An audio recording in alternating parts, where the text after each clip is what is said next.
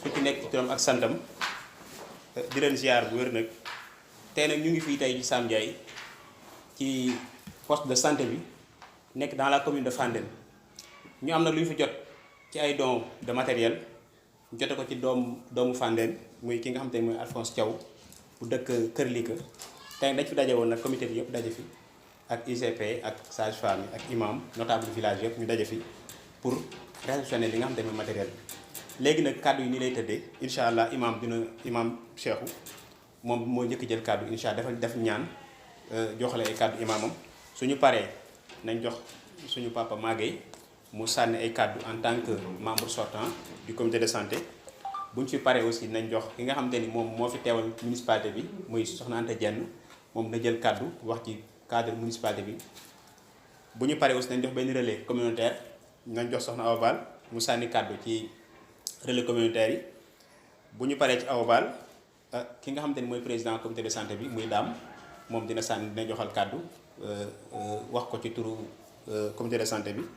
bu ñu paree nag ki nga xamante ni mooy ICP madame Guèye moom incha allah moom mooy tëj li nga xamante ni moom mooy cérémonie de réception bi incha allah kon dañuy jox imam rek kàddu gi mu commencé incha allah. asalaamaaleykum wa rahmatullahi taala wa barakaatuhu.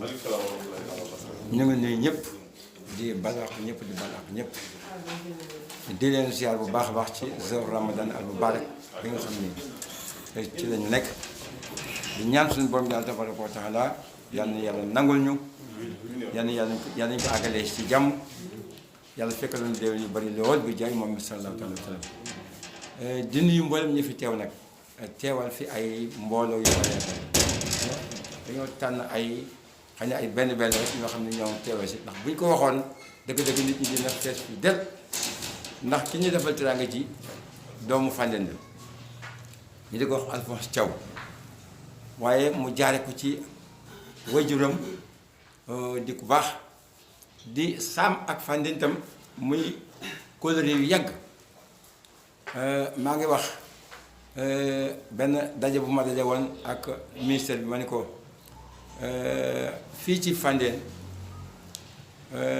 góor gi nga xam ne moo fay jëkk a dem Rome mooy moo dogaloon sama papa tool fii école bi nekk tey muy école SOCL bi foofu mu nekk ak benn tool fële ci booru Demoja benn daan ko bay gerte bi ñu daan ko bay dugub loolu kóllëre gu yàgg-yàgg la yàgg ba man ak xale yi ma àndaloon boobu ma nekkoon seen njiit bu ñu musaan ñëw ci buntu foofu ñu tëgg seen collège bi ñu ànd fa ay xale ñu nelaw benn xale jóg fëgg collège bi ñu baree ci ñoom génn fa tabarakallahu muy njuumte lu rëy rëy ba ma déggee ñu naan pega ma ne loolu de tey dina xaw a day waar fa tabarakallahu waaye ci kóllëre gu dox diggante Sam ak Fandène yàgg lool ci la ñu ne ñi kat doomu waa Sam lañu doomu sëñ Mbow Ndiaye Sam kon loolu kat xale yi bu ñu defee li mel ni njuumte la kon suñ ko dee topp ba léegi si tey jii communauté rurale bi nekk Fandène suñu maire nekk Fandène doomu Fandène yëkkati ci teraanga ci tool nii dugal ko Sam Ndiaye loolu yàgg na ñu ngi sant bu baax di gërëm bu baax a baax waaye suñu ñii fi nekk tey nekk ay fajkat di ICP beeg sage-femme beeg ñi ñu ko bokkal ñëpp di relais yi ñoom ñëpp fa tabarkalla taxaw nañu taxawaay bu rafet ak seen njiit li nga xam ne moom la yàlla teg fi mu ne tey ci place bi mu yoree liggéey bi moom itam ñu ngi leen sant bu baax di leen gërëm di leen ñaanal yàlla lépp lu ñu mën doon yàlla sant yàlla di sallallahu alayhi wa sallam nuyu itam waa tundu Sam Ndiaye bi yëpp ak dëkk yu ko wër di ci boole waaye commune Fandène bi ak Sénégal yëpp ñu ngi sant yàlla bu baax a baax tey bi ñu toogee fii ci suñu poste santé bi nekk Sam Ndiaye te fajkat yu baax nekk fi tamit di góorgóorlu commune santé bi nekk fi di góorgóorlu ndax mën na ne poste bi mu door rek léegi saa su ne day xëy rek dam yokkute ci lu baax a baax lan ma ko waral nag mooy jikko yu baax di docteur yu fajkat yi yor comité bi tamit nekk tamit comité bu baax di recevoir nit ñi di saytu bu baax ndax li ñëw fii tey ci bagage ñu ne Alphonse Thiaw doomu Kër Lika dëkk Fandène moo ko andi lan mooy sabab bi moo di comité bi ñoo jóg dem di ñekki foofa ci dëkk ba papaam gis leen jàppale leen mu ubbi yoon bi ñun papaam ko baax la xam nañ ko bu baax xamante ay magam sax yoo xam nañ ko bu baax démb maa ngi jox ñoom téléphone am yëg-yëg nag di ci kontaan di leen gërëm bu baax nag sans yi ngeen yëg ko sax yéen ndax lu ñu defal fi ñu lañ ko defal en tant que doomu Fann ñun suñ ko mën a dañ ko def waaye li ñu mën tam ñu ngi si di ko liggéey mooy lan saytu béréb bi ànd ko docteur yi fi nekk ak comité bi di ko saytu li fi ñëw ñu saytu ko baax a baax ba nga xam ne ku fi ñëw di nga sawar doon leneen kon jërëjëf équipe bi ndax seen déplacement seen woyofaay moo indi lii dañu ni projet ñaara koy maye bind ak jëf kon lii bagage yi fi ñëw tey seen jëf ju rafet moo ko andi dugg dëkk dem ci kaas yi dem ba kër léegi dafa ñàkk surtout nag jamono yi nga xam ne jamono yi feebar Covid bi la ngeen di aada ni ci côté boobu nga xam ne ñëpp a war a ñàkk képp ku mat ko da ngaa war a ñàkk loolu tax na ñun ñu gën a kontaan ci bagage yi ñëw naa fi xool ko benn par benn vraiment ci bëccëg damaa gën a kontaanaat kon poste bi yàlla na ko yàlla gën a saxal li may faral ku fi ñëw di fa yàlla nga wér maa ngi gërëm nag ñëpp di tàmbalee nag suñu góor gala mu Tafa Njaay ba ci koom dëkk bi tey ndax li ñun njaag ñu ñooy njaag ndax bu ñu téye woon ñu toog kon poste bi doog si fi tey kon ñu ngi sant yàlla baax a baax di sant tam waa tund wi di sant tamit nag suñu maire Augustin Tine jàmbaar la ba imaam wax tënk na ko waaye ñu ngi ñaan bépp doon Fandène bu am xam-xam wala nga am poste bi suñu poste ñun ñëpp ñoo ko bokk lu ci waay man ci jëf ak xalaat bu rafet nga def ko te yàlla kese tax gërëm na ne bu baax nag suñu matrone yi suñu ICP yi suñu xele yi saytu poste bi ñu ngi leen di ñaan yàlla dem seen kanam ndax lii rek la ndaw di ñaan dem ba yàgg la sa bàyyi yoroon wala sama yoroon ko nga yor ko di ko saytu bu rafet loolu mooy àddina dañ ne ku yaa ngi sa ndono soo dee ñaaw dama nag léegi lu bari ne nit ñi dañuy bañ ku leen donnoo ba yàq lañ leen liggéey kon li jub ji ren la continuer ndax leer na ma ni poste saytu bu njëkk bu jubul woon ñoom imaam yoroon ko mu jubul woon yéen du ngeen joti kon arrêtement tegale bi jub na ñi fi ñëw yàlla nañ jub comme noonu kon loolu da lañ ci doon sànni suñu kàddu di gërëm nag baax a baax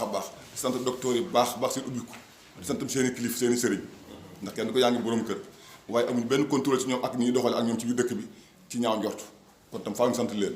ñu sant Gaye ñu sant Diouf ak ñeneen ngi des ak ñëpp rek alhamdulilah wa sukkur yàlla na yàlla jàppale leen jërëjëf tamit équipe bi ñu ngi leen sant baax a baax yàlla na yàlla xeeb doole ndax tam li mel ni ci leen xëyan tey rek ngir yokkute dëkk bi wasalaam ngeen baal ñàkk wasalaam bismillah rahmaan rahim ñu ngi leen di nuyu yéen ñëpp seen teewaay fii teewaay bi nekk teewaayu bànneex di sant ki nga xam ne tey moo waral lii di Alphonse Diaw di doomu Fandène di doomu Sam Ndiaye di doomu commune Fandène sax laay wax teraanga bi mu fi andi nii wax dëgg yàlla suñu xol sedd na bi suñu xel dal na ndaxte ñëpp la ko fi defal ndax teraanga boo ko indee ci muy lalu hôpital yi garab yi lu ne nga andi ko fii ci hôpital bi ci askan wi ñëpp a ko bokk kon boo ma ni àdduna bi ndaxte suñu commune kese fajowuñ ci hôpital bi li fiy ñëw dina dem ba commune yeneen ni commune mi ngi ñëw fii ci hôpital bi SCP yi fi nekk tamit ma di leen sant bu baax a baax ndaxte seen liggéey rafet na trop ki nga xam ne tey mooy seen njiit di faamu ni jàmbaar dëgg la ndax man nit ki bu ñëwee rek wane taxawaayam damay kontaan ci yow dama lay fonk dama lay gëm ndax man liggéey laa xam te mi ngi ci liggéey te incha allah yàlla dina leen jàppale ndax nit loo nekk rek te nekk woo ko ci trisé lu dul nga teg ko ci dëgg rek incha allah ca kaw ca kanam la ji Alphonse nag moom yàllaa ñu koy fayal moom indi na li nga xam ne tamit maire la ko andil mais boo man la Sam Ndiaye la ko andil ak askan wi waaye maire Augustin Tine la indil lii ndaxte ku bëgg santé ngi nii Augustin Tine ku bëgg santé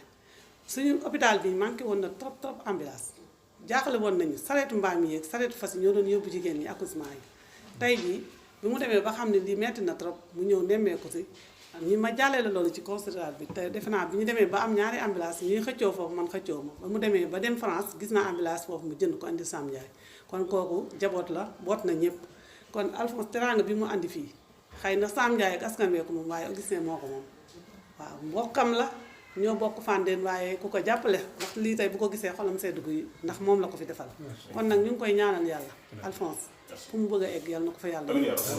yal na ko yàlla jàppale ci barke weeru koor yi Augustin Tine mii tamit li mu nisal rek mi ngi def jàmbaar dëgg la moom bu mu ñëwee rek doole lay ñëwee ci ay jëfinam lañ demoon nii tey bay doog a ñëw ci classe mi ngi ci santé mi ngi ci éducation kon wax dëgg yàlla gàcce ngaalaam lu mu yónnee nii sama loxo bi la ko teg Maguette Ndiaye mi ñoo àndoon ak directeur ñu ngi nii doog a ñëw pour classe école yi mi ngi ci miir yi mi ngi ci lépp kon Alphonse lii Augustin moom la ko defal kon gàcce ngaalaama waa Fandène ñu ngi leen di sant leen ñaanal fu ñu bëgg a egg yal na leen fa yàlla yóbbu gàcce ngaalaama maire Augustin Tine. asalaamaaleykum waa Sam Ndiaye. asalaamaaleykum waa Sam Ndiaye ñoo ngi leen di nuyu di leen ziyaare maa ngi tudd Soxna Awa Bal conseillère municipal Fandène nekk commission santé nekk en même temps relais communautaire. ñu ñëwoon fii nag tey jii ci poste de santé Sam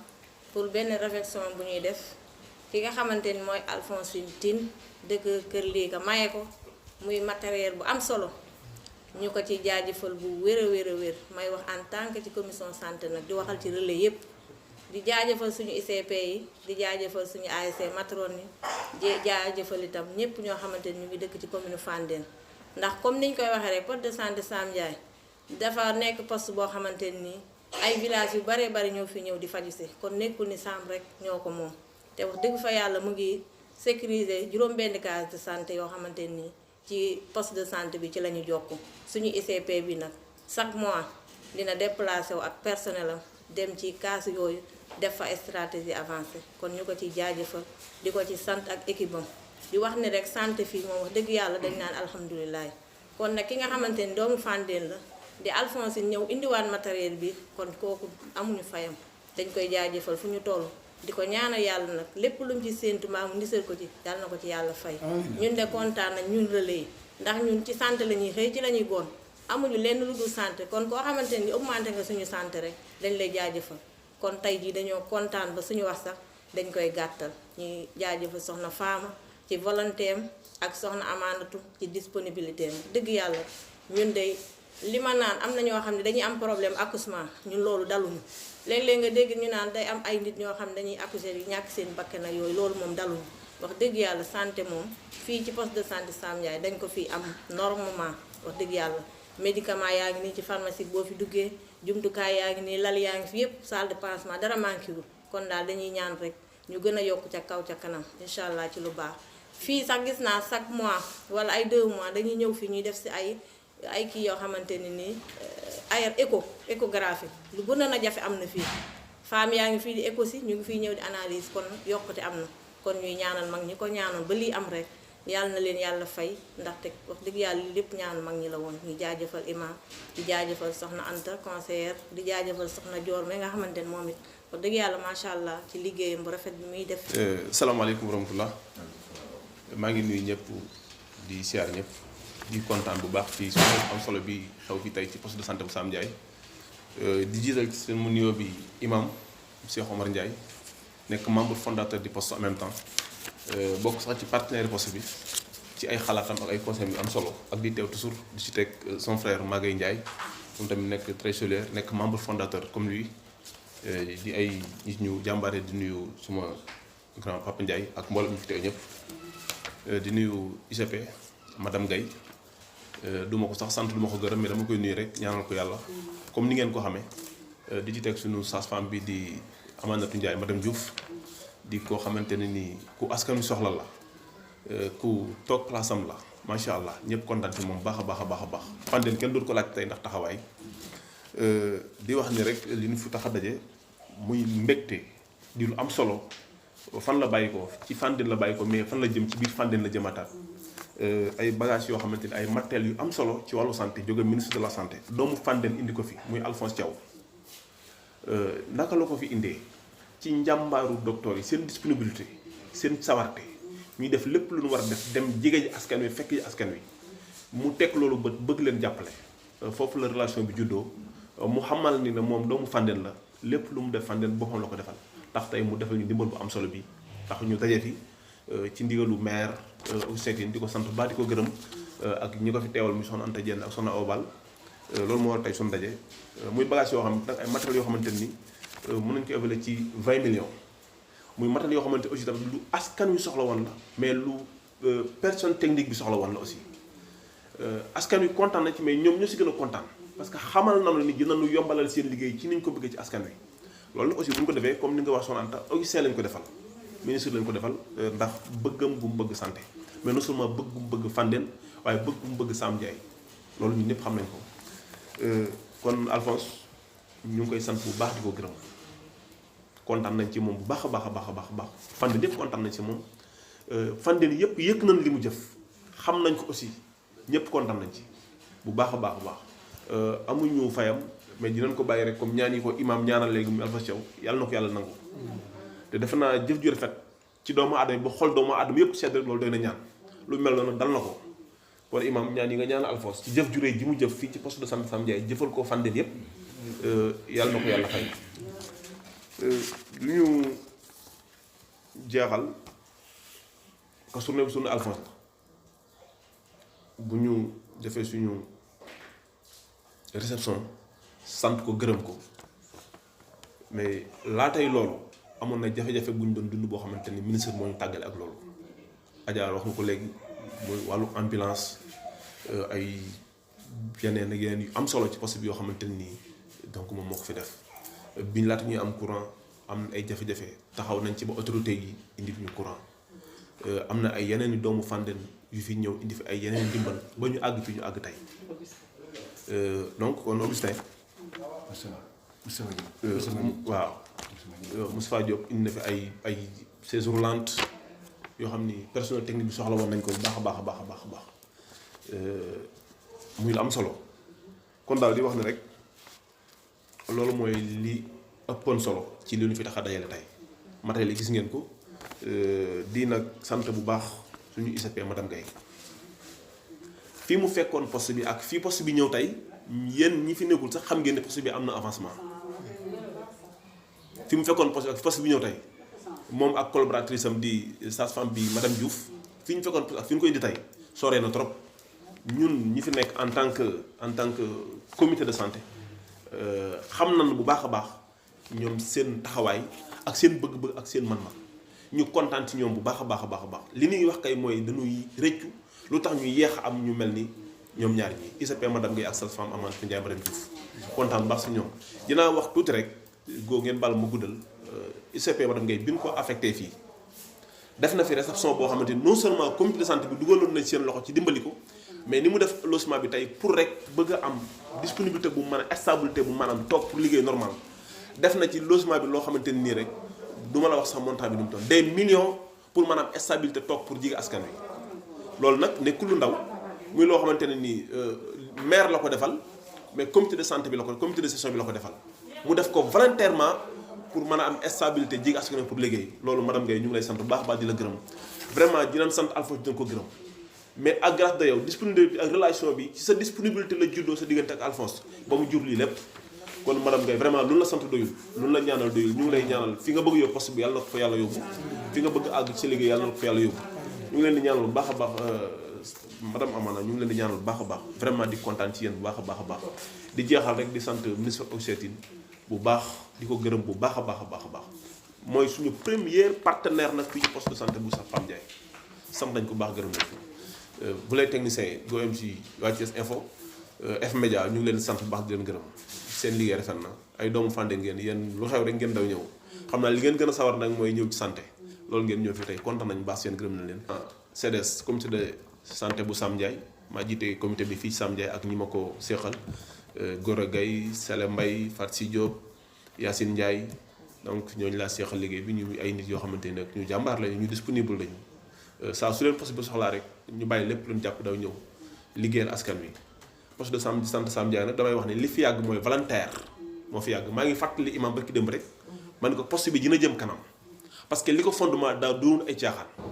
table de santé la woon ñoom ñii ñuy cotiser ay juróomi dërëm ak fukki dërëm di dajale ay médicaments di ko jox askan wi loolu nag du caaxaan moo tax ñoom ñi ngay gis nii ñoo ay partenaires lañu ci poste de santé bi ba léegi ay membre comité lañu ñun mënuñu dem sans ñoom fu ñu gëstoo rek gis leen bala ñuy def dara laaj leen lu ñu wax loolu la ñuy def te lu ñu wax ñu def ko loola mooy la gën kon ñu ngi sant ñu ngi gërëm kontaan nañ bu baax a baax a baax. asalaamualeykum maa ngi nuyu ku nekk ku fi teew ci turam ak santam di tàmbali par di nuyu respectueusement monsieur le président de la république Macky Sall ak ki nga xamante ne mooy ministre de la santé et de l'action sociale Abdoulaye Diouf Sarr ñi nga xamante ni ménagé wuñu aucun effort pour rendre le système de santé du Sénégal performant ñooñu donc ñu ngi leen di nuyu bu baax di leen sant bu baax a baax bu ñu jógee ci loolu ñu sant nuyu docteur Augustin Tine mi nga xam mooy maire Fandène pour son soutien constant au niveau du poste jàll ci ki nga xam mooy suñu médecin chef de district muy docteur Moustapha Faye ki nga xamante ni ak équipe cadre de district am ñi nga xam ne ñooy collaborateur am ñu ngi leen di remercier pour leur vraiment attention bi nga xamante ne moom la ñu prêter ci besoin yi nga xamante ne moom la poste bi am. Une mention spéciale nag à notre généreux donateur ki nga xamante ne mooy Alphonse Thiaw ki nga xamante ni moom c'est un digne enfant de Fandène. Ensuite c'est le directeur de cabinet du ministre de la santé et de l'action sociale ñu ngi koy sant bu baax di remercier imam Cheikhou Ndiaye Serigne Cheikhou Ndiaye moo représenté tous les imams des quartiers de Sam Ndiaye tey jii di remercier le chef de village de Sam Ndiaye représentant de tous les chefs de village de Sam Ndiaye tey nag comme ni ñu ko waxee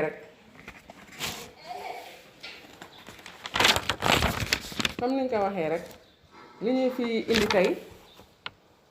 imam ñii tey tamit suñ koy remercier il faut ñu kii si tuuti parce que poste bi tey su demee ba taxaw loxoom da cee déterminant parce que poste bi mi ngi commencé woon ci table de santé lu kenn mësul gis table boo xam dañ ko tegoon di cotiser di jënd seeni médicament di faj seen askan di bind ci olofal moom moo sañ ci poste bii tey ba tey jii ñu dem ba am ay bailleur ba mu tabaxal ñu ba lii am fi ak jamono di dox ba tey jii ñun ñu ñëw fii ci poste de santé bi kon ñu ngi koy jaajëfal ci dévouement moom ak kii di Serigne Magaye Ndiaye mi nga xamante ni toujours moo koy épaulé mu ngi si à ses côtés di ko épaulé di remercier tamit waa Caritas ak waa Maristop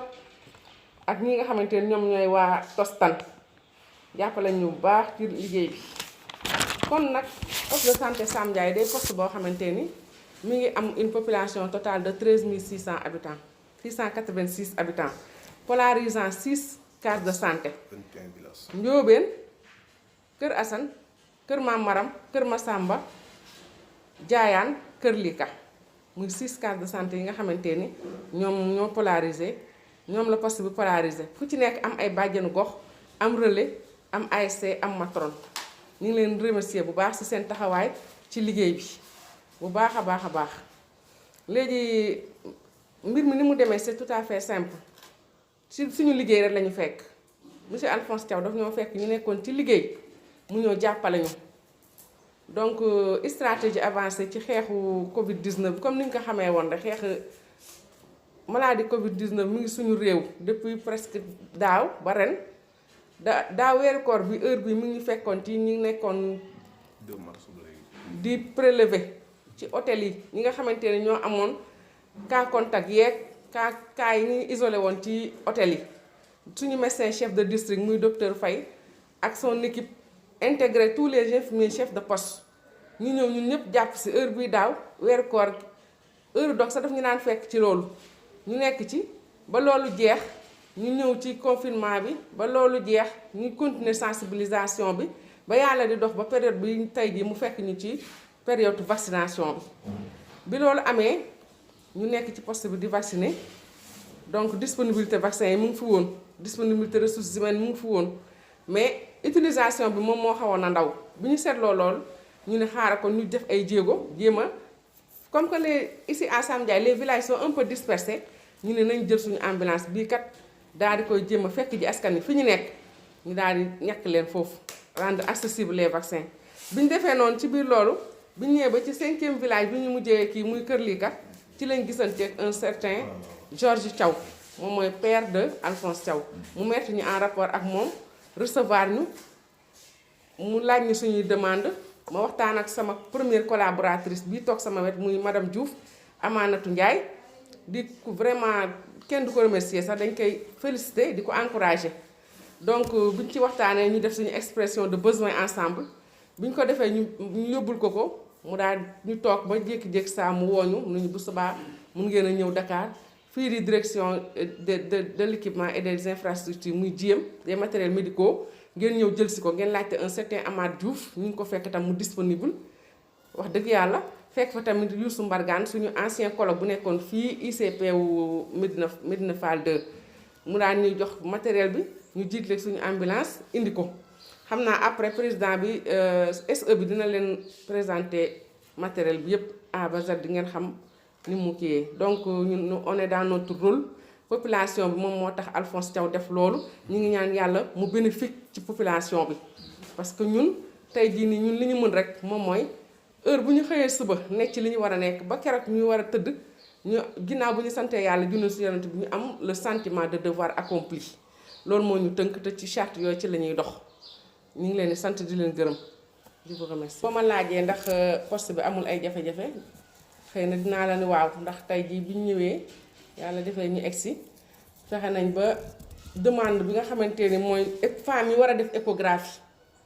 diñ mën a ñëw fii mais kii def échographie ci centre de santé ba 10e Thiès moo fiy ñëw tous les mois en collaboration ak sage-femme bi di ko def li ñu gën a loon nag mooy ñu am appareil échographie ndax le personnel est disponible donc ñu daal bu ñu def utalee appareil échographie dinañu gën a arrangé femmes yi li ñuy demee ba Thiès di dem à des quinzaines de kilomètres donc ñu toog fii mun koo def am une prise en charge adéquate ndax comme que ñu ngi am personnel de santé de qualité am des soins de qualité am nañu ay matériel ñu ngi daal ñaan daal ñu dolli ñu matériel échographie loolu daal bu ñu ko amee moom dinañ gën a sant alhamdulilah. merci Go MC ñu ngi lay remercier bu baax vraiment ñun moom amuñu problème accueil parce que képp kuy personnel qualifié waroo am problème accueil parce que mooy première leçon bi ñu lay jàngal en soins infirmiers l'accueil du malade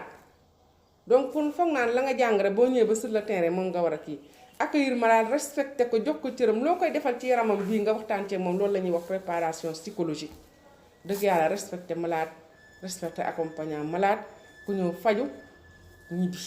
ci jàmm waaw loolu daal. non wax dëgg yàlla ñun on n'a jamais eu de refus de rejet non ñàkk a xam day am ci nit ak ragal ak rumeur yi ñuy dégg mais bi yàlla defee ñu def sensibilisation.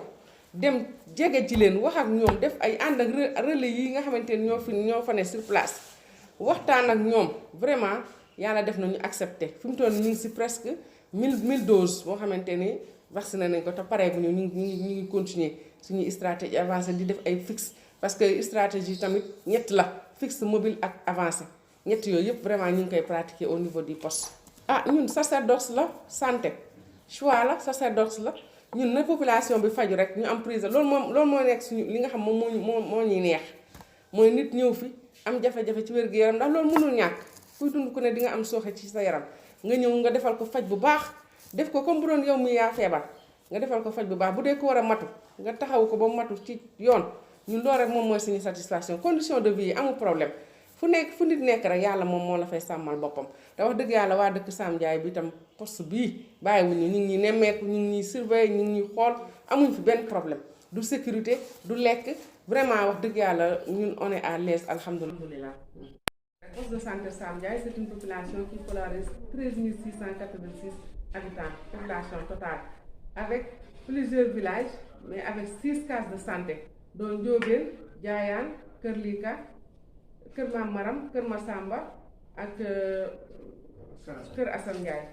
donc mu ngi noonu ñu am tamit ñaari DPC dispensaire privé catholique yoo xamante ni ñu ngi liggéeyandoo ñoom muy dispensaire privé catholique Saint-Dominique de Lalane ak dispensaire privé catholique de la congrégation Saint-Joseph de Cluny de Fandène Centre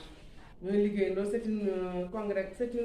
un DPC boo xamante ni def na fi plus de 40 ans de présence à Fandène ñooñu la ñuy liggéeyandoo appuyé tamit par Caritas ak Tostan. kon ni ñu ko tàmbaloon rek ci bisimilah rahmaani rahiim jeexal nañ ko ci alhamdulilah rabbil alamina ci teewaayu imam ak mag ñu baax ñëpp ñu delluwaat ko kàddu gi mu tëjaatal ñu comme ni ñu ko ubbi woon ci ñaan imam Cheikh Omar bisimilah. di sant ñëpp di leen ñaanal yàlla fu mu toll seen métier mi bu leen ko xeeb de yal na ko yàlla barkeel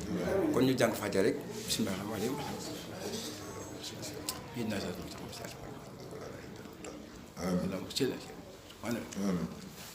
rahiim.